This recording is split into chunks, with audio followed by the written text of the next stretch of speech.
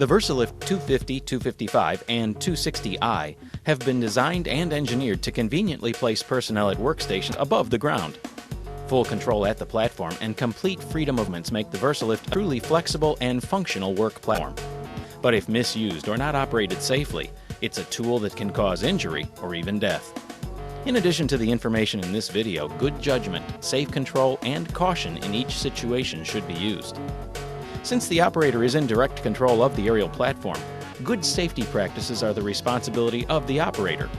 The operator needs to make decisions on the use and operation of the aerial platform while remembering that his or her own safety, as well as the safety of others, is dependent on those decisions. This video provides practical and essential information for efficient operation of the VersaLift aerial device and is to be used in conjunction with the VersaLift VO250-255 and 260i operator and service manuals. It's not intended to replace your company rules and regulations or those of the federal government, but should be used in conjunction with them. Only qualified operators who are trained and experienced should operate the VersaLift. Operator training should include instruction on employers' safety rules, all related governmental regulations, and a thorough understanding of the operator's manual. The operator's manual is an integral part of the aerial device and must be properly stored on the vehicle when not in use.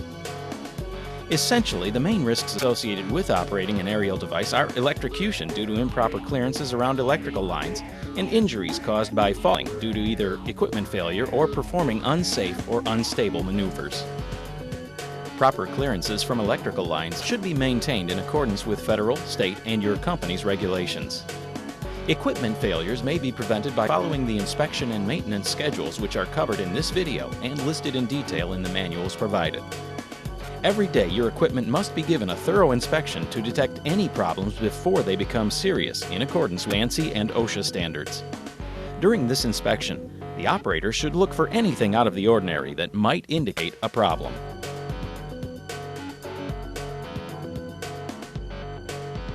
Now let's walk through a daily pre-start inspection that must be performed each day prior to leaving for the job site.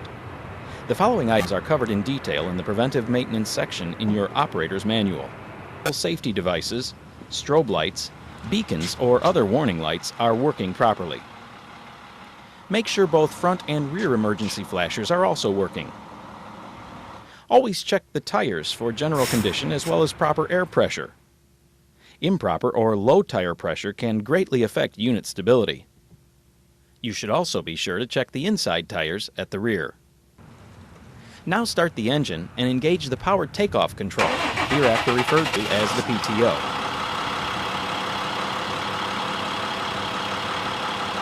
You should check the operation of the PTO and pump as well as the lift, and look under your truck for signs of oil leaks. Check all critical fasteners.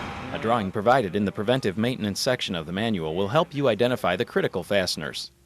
It's also important to note that all critical fasteners are torque seal marked to provide a quick means of detecting any loosening. Pay particular attention to the bolts holding the pin retainer tabs, pin retainer washers, pedestal mounting bolts, and the upper and lower turret rotation bearing bolts. The lift should not be used if any torque seal mark is broken.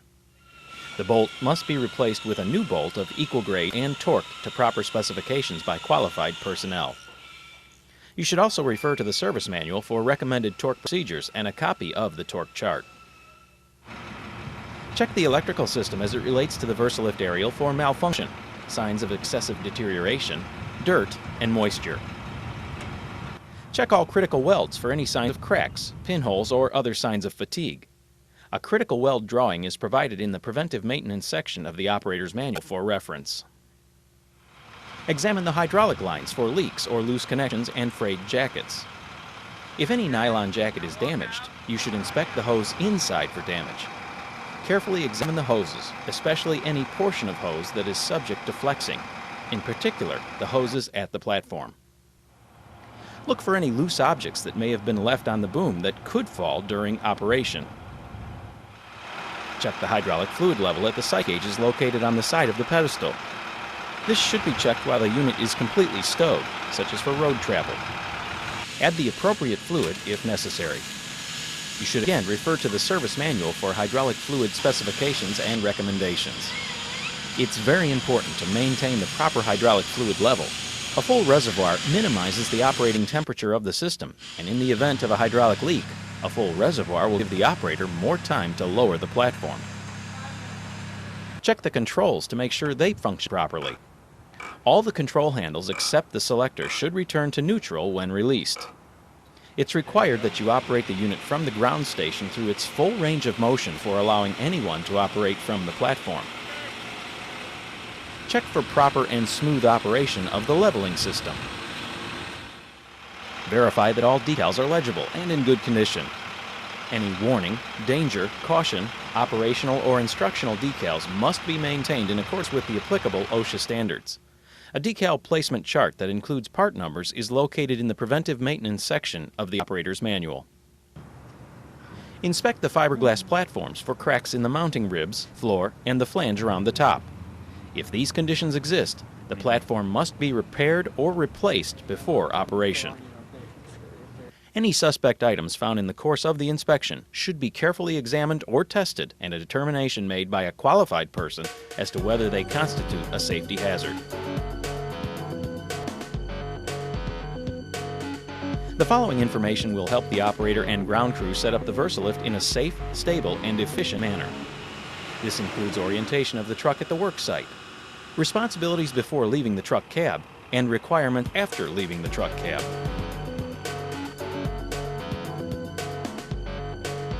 Before the VersaLift is used, the work site should be surveyed for hazards such as untamped earth fills, ditches, drop-offs, manholes, or storm drains. Other obstructions such as debris, overhead obstructions, electrical conductors, and the presence of unauthorized personnel should also be considered. Make sure to park the truck on firm, level ground whenever possible. Do not operate the VersaLift on a slope greater than 5 degrees. Slope reduces the vehicle's stability and places additional stress on the lift's rotation system. If it is necessary to work on a slope, extra precautions are required. For better stability, position the truck near the work site with the truck facing up or down the slope, and always work up the slope. The following steps should be taken in preparing to operate the aerial lift. It's assumed that the truck engine is still running. However, if an auxiliary power source is used, it's not necessary for the truck engine to remain running. First, firmly set the parking brake and the brake lock if so equipped.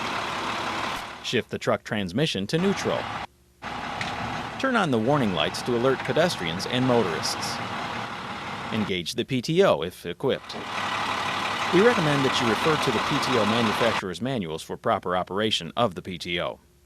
And lastly, activate the master control with the toggle switch located on the dashboard of the truck. A red light next to the toggle switch indicates when the VersaLift power system is energized. The truck ignition must be in the run position.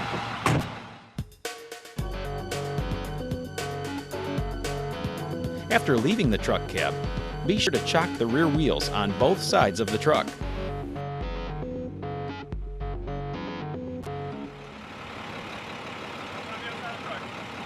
Always set up adequate cones or barricades to mark the boundaries of the work site and alert pedestrians and motorists.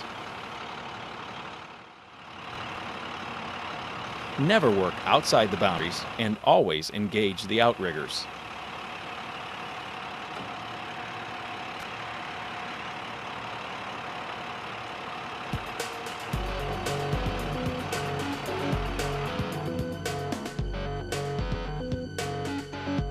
The VersaLift ground controls may include one or more of the following controls: outrigger, dump body lock valve, and tool power. Ground controls are usually mounted on a panel in the rear bumper of the truck or below the deck. The outriggers must always be extended to provide stability for the aerial lift. The outrigger controls consist of a selector valve and control valve. The selector valve selects whether you're operating the outriggers, the selector knob is pulled out, or the aerial lift, the selector knob is pushed in. The selector knob must be pulled out for the outriggers and other ground controls to operate. When operating the outriggers, there is a control valve handle for each outrigger that is used to raise or lower the outrigger. The control valve handles are located so that the operator can clearly watch each outrigger operate, as required by ANSI. The stability of the truck depends on the unit's gross weight, firmness and slope of the ground, weight in the platform, tire pressure, and full outrigger spread. These factors are widely variable and caution must be used when determining the stability of the unit. If under any condition there is doubt about vehicle stability, do not operate the lift. If your unit happens to be equipped with a dump body, additional control valves labeled dump body and dump body lock valve will be located on the panel. Before operating the dump body, you must first set outriggers as if for lift operation. Elevate the lower boom to clear the lower rest and raise the upper boom off its support. Now the turret must be rotated 90 degrees or perpendicular to the truck. This is necessary to provide clearance between the lift and the dump body as it raises. Now at the ground control panel, with the selector knob pulled out for ground controls, rotate the dump body lock valve handle counterclockwise to the open position. Now the dump body control handle can be used to raise and lower the dump body.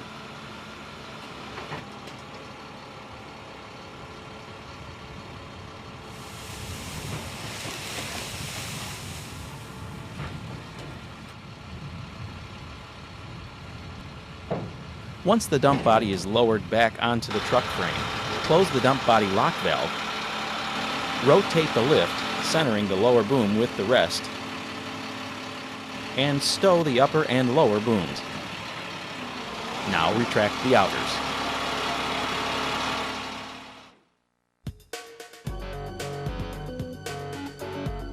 Now we'll cover the operating procedures and concerns for aerial lift operation.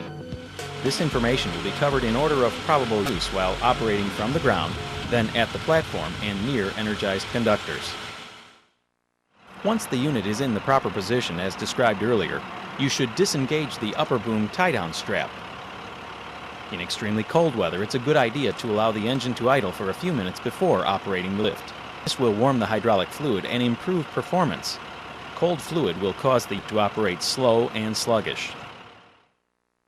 The lower controls for a standard VO250, 255, and 260i lift are located on the side of the turret and consist of a detent valve handle and a series of spring-loaded control valve handles that control the lower boom raise and lower, upper boom unfold and fold, and rotation clockwise and counterclockwise. Depending on the options you have on your unit, there may also be a series of toggle switches located on the pedestal that control engine start-stop, 2-speed throttle control, and emergency power. The selector control lever is a detent valve and is used to operate the aerial lift from either the upper or the lower control station as indicated by the decal. It's also used to override the upper controls in an emergency, which will be covered later in this video. To operate a function from lower controls, move the selector valve to the lower position, then operate the desired function. To stop a lift movement, simply return the control valve handle to the center or neutral position. Never reverse any lift motion with a sudden reversal of the control valve handle. Allow the function to stop completely before reversing directions. The engine start-stop control is operated by a 2-position momentary toggle switch labeled Engine. To start the engine from the lower controls, simply actuate and hold the toggle until the engine starts, then release the switch. To stop the engine, again, actuate the engine toggle and release. The engine will quit running. An optional throttle control gives the operator the choice of an engine idle speed for the efficient operation of the boom functions, or a faster engine speed for faster lift movement or tool power, if so equipped. The 2-speed throttle control is operated by a toggle switch labeled Throttle Control. To speed up the engine, place the control toggle in the Engage position. To slow the engine to an idle, place the toggle in the Disengage position. It is, however, recommended that the engine be left at idle unless a faster engine speed is required. This will provide the most efficient operation, minimize fuel consumption, and the heating of the hydraulic fluid. Optional emergency power is useful if the lift's main power source fails. The emergency power controls is a toggle switch labeled Emergency Power and can be used to activate the emergency hydraulic power mode to operate the lift. To activate emergency power, simply place the toggle in the on position as indicated by the decal. Then operate a control valve in the desired direction. Do not operate this system for longer than 30 seconds continuously, as continuous operation beyond 30 seconds will drain the battery and may damage the emergency power electric motor. To deactivate the emergency power, return the toggle switch to the down position. Now let's go over the controls located at the platform. It's important to note that the selector valve located at the ground controls must be in the upper position for the platform controls to be operable. The standard upper control station consists of a series of individual self-centering control levers with spring-loaded locking sleeves, emergency stop control, engine start-stop control, and hydraulic tool power. Optional controls available may include a 2-speed manual throttle control and emergency power control. The emergency stop control is labeled Push for emergency stop. When pushed in, this stops all lift functions and hydraulic tool power in the event of a lift control malfunction or other emergency. When the emergency stop valve is pulled out, the platform controls and tool power once again become functional. Individual control levers are used to operate the lower boom raise and lower, upper boom unfold and fold, and rotation clockwise, counterclockwise. A spring-loaded sleeve with a knob is used to lock the levers in the no position to prevent accidental actuation. To operate, pull up on the locking collar and move the lever in the desired direction as indicated by the decal. The speed of the function depends on the position of the control lever. To stop the function, simply move the controller back to the neutral position and release the locking collar. The optional single-stick controller is a multi-jointed handle that enables you to operate all 3 boom functions.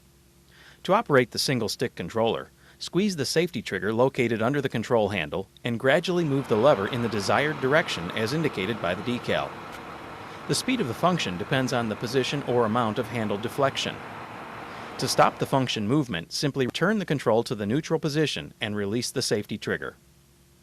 2 or more functions can be operated at the same time. However, for new or inexperienced operators, we recommend that they concentrate their initial efforts on learning to operate each lift function separately and refrain from operating the lift movements at full speed. Speed and smoothness of the lift control are controlled by the operator's ability to feather the control valves with the single-stick handle.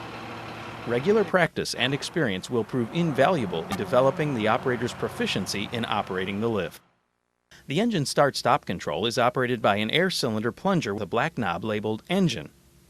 To start the engine, push and hold the control knob in until the engine starts. If the engine does not crank, repeat the operation. Again, the VersaLift power switch must be activated and the truck ignition in the run position before the engine can be started from the platform. To stop the engine, simply push the knob in again and release. The hydraulic tool power control is operated by a selector valve handle that allows you to engage and disengage the hydraulic tool power. To provide power to a hydraulic tool, simply move the tool selector to the on position. It's important to remember to always disengage the tool power by moving the tool selector to the off position prior to connecting or disconnecting the tool hoses, as a high-pressure hydraulic spray may result. The optional emergency power functions similar to that of the ground controls and is operated by an air cylinder plunger labeled Emergency Power. To activate, simply push and hold the emergency power control knob down while operating the desired lift function. Simply release the control knob to stop the emergency power motor. Again, it's important to remember that the system must not be operated continuously for longer than 30 seconds. An optional 2-speed manual throttle control again functions similar to that of the ground controls. An air cylinder plunger knob labeled Throttle operates the throttle control. Pushing the knob in and releasing increases the engine speed. Pushing in again returns the engine to an idle state. The manual platform tilt, if so equipped, is used to tip the platform for cleanout or to dump a bucket full of water. It can also be used for the rescue of an injured operator. To operate, first make sure that the platform is a few feet off the ground. Remove the locking pin, then turn the tilt handle 90 degrees in the clockwise direction. The speed of the platform tilt is controlled by a shock absorber. To return the platform to the level position, raise the platform, then turn the tilt handle 90 degrees counterclockwise. Reinstall the locking pin, then pull on it to make sure it will not come out. Now let's talk safety. It's the responsibility of both the operator and ground crew to know and understand the capabilities of the aerial lift and hazards associated with operation near electrical lines or components. Due to the nature of the work, aerial lifts often place the operator and ground crew in the vicinity of electrical lines and equipment where grave danger exists. These dangers can only be avoided by the constant care of the operator and ground crew, who are aware of these dangers, know the limitations of the aerial lift and its insulating sections, and know how to protect themselves from these dangers. Insulation capabilities of this aerial lift are defined by the rated line voltage as indicated by the ANSI A92.2 data plate located on the pedestal. Although the VersaLift provides insulated booms, no aerial lift can provide protection from contact with or proximity to an electrically charged power line when you are in contact with or in proximity to another power line. You must maintain safe clearances from electrical power lines in accordance with applicable government regulations and allow clearance for boom, platform, and electrical line sway and deflection. Contact with or inadequate clearances from electrical power lines and apparatus will cause death or serious injury. It's also important to remember that the accumulation of dirt and moisture on insulated booms degrades the insulation value. Be sure the booms are clean and dry. Remember that the inside of a boom may be wet even when the outside is dry. Also, any equipment which bridges the gap between the platform and the ground voids the insulation and must be avoided when working near areas of electrical hazard. Here are some additional safety notes to remember. The operator must wear an OSHA-mandated personnel restraint device when operating from the platform. The lanyard must be attached from the manufacturer's approved anchor point at the boom tip to the personnel restraint device. Never operate an aerial device without wearing an approved personnel restraint system and lanyard attached to the specified anchor. Watch the boom to make sure it clears the truck and all other obstructions. Never allow anyone on the ground to touch the unit when the lift is being used to work on or near electrical lines. The VersaLift must never be operated in the proximity of a lightning storm. Use outrigger pads when necessary to provide a firm footing. Never use the VersaLift as a crane. Never attempt to clean, oil, or adjust the VersaLift while in motion. VersaLift recommends that a lift not be used in winds exceeding 30 miles per hour. However, it's ultimately at the operator's discretion whether it's safe to operate in winds exceeding 30 miles per hour. Always stow and strap the boom down securely and completely before moving the truck. Never drive the truck with the PTO engaged. Whenever tools or equipment are included with the operator, the combined weight must not exceed the rated platform capacity. Please refer to the ANSI A92.2 data plate for lift capacity. Avoid dropping tools from the platform. Use a hand line to raise or lower tools to the platform. Stand only on the platform floor. Never climb out of a raised platform onto a pole or limb. Report any unusual occurrence during the operation of the aerial lift that may require repair or adjustment. Keep the workspace in the truck bed clean and neat. Only qualified mechanics are authorized to service the VersaLift. Hydraulic fluid is flammable. Avoid any contact between the hydraulic fluid and any source of high heat or open flame. And contact with hot hydraulic fluid or fluid under pressure can cause burns or severe injury, which may require immediate specialized medical attention. When storing the VersaLift for road travel, you must rotate until the lower boom is centered over the boom rest. Always watch for personnel and obstructions when storing the aerial lift. A crushing injury to personnel or damage to equipment can occur. Now lower the lower boom into the rest, reducing the speed of the boom as it approaches the rest. Release the controller once firm contact with the rest has been made. Now lower the upper boom into its rest, again reducing the speed of the lift controller upon approach, and releasing the controller once firm contact with its rest has been made. To complete the storing procedure, secure the upper boom assembly with the tie-down strap. Retract the outriggers.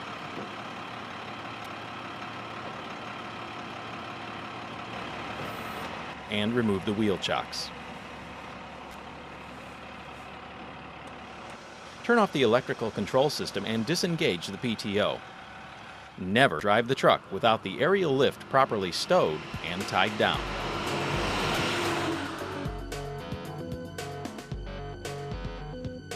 Emergency operation may be required if an operator is injured or the hydraulic system malfunctions, so operators should become proficient with the controls and features designed for emergency situations.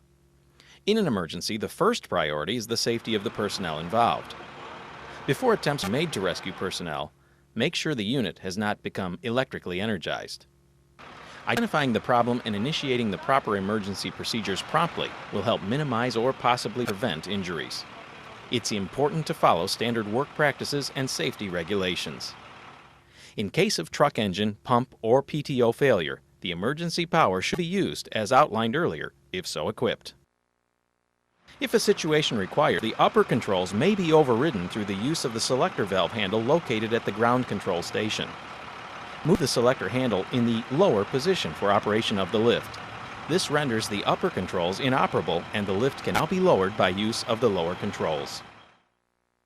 If all hydraulic power sources become inoperable, there are ways to manually bleed the platform to the ground. However, these are last resort methods and extreme care should be taken. If the hydraulic system fails with an operator aloft, bleeder ports on each cylinder can be used to lower the booms and return the operator to the ground. Qualified personnel at the site are responsible for selecting a safe path of descent. Carefully loosen the bleeder plug on the appropriate cylinder port, being prepared for a flow of hot oil escaping from around the plug. The speed of boom descent depends on the rate of oil loss. Once close to the ground, tighten the bleeder plug to stop the boom descent. Loosening the bleeder ports on the cylinders can only be used in lowering the booms. Make certain all body parts are clear of the boom path before attempting to lower the boom using the bleed ports. Failing to do so may cause death or serious injury. If there are any obstructions stopping you from bleeding the booms down, the turret rotation system can be manually actuated. Open the two bleeder ports located on the dual counterbalance valve manifold on the rotation motor, allowing the oil to bypass the valve during rotation. Now rotate the lift by placing a 7/8" hex socket and ratchet on the output shaft of the gearbox. Now turn until the boom is centered over the boom rest. After manual rotation is completed, the bleeder ports must be closed. The engine start-stop control can be used for emergency operation in the event the prime power source stalls or dies. To restore lift operation, use the engine start-stop control to crank the engine and attempt to stow the booms as the engine turns over. Crank the engine intermittently at 30-second intervals to conserve the battery. Use the emergency power motor if installed. The truck transmission must be in neutral or park before using the engine start-stop. After any emergency situation, it's the responsibility of the operator to make sure the aerial lift is repaired and adjusted by a qualified mechanic before it's used again. If an equipment defect is suspected, do not allow anyone to operate the lift or enter the platform until the problem is corrected. The aerial lift must then be operated from the lower controls through its full range of motion several times, the hydraulic fluid level checked, and then refilled if necessary. The maintenance and inspection of certain items are the responsibility of a competent operator. Being alert for evidence of a problem is essential in maintaining safe and satisfactory service. Items that warrant attention are identified in the operator and service manuals. Included are visual inspection guidelines, lubrication instructions, hydraulic fluid maintenance, filter maintenance, and adjustments. The operator should become familiar with the maintenance and inspection schedules and requirements and make sure they are followed. Proper maintenance and inspections will help prevent failures and ensure a long, useful life of the equipment.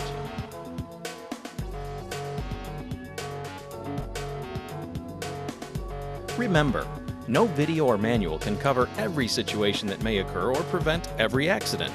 When it comes to safety, there are several factors involved. It's the manufacturer's job to design and build the VersaLift aerial work platform to the highest possible safety standards. It's the owner-employer's job to ensure the VersaLift is properly serviced and maintained with operators properly trained. and it's the operator's job to use the VersaLift responsibly as required by the applicable ANSI and OSHA standards.